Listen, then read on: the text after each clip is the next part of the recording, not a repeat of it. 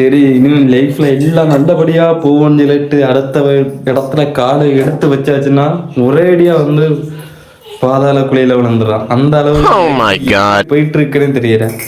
இப்ப கடைசியா வீடியோ போட்டு ஒரு ஒரு மாசம் 1.5 மாசத்துக்கு மேல ஆச்சு.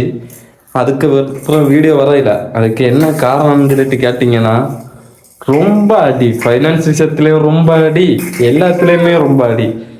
முன்னாடி எல்லாம் ஜஸ்ட் ஒரு 4 நாள் வேலைக்கு போனாலே அற்புதமா போயிட்டு இருந்துச்சு.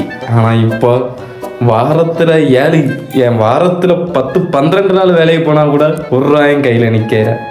அது இந்த கை ராசியோ என்ன இலவோ தெரியற.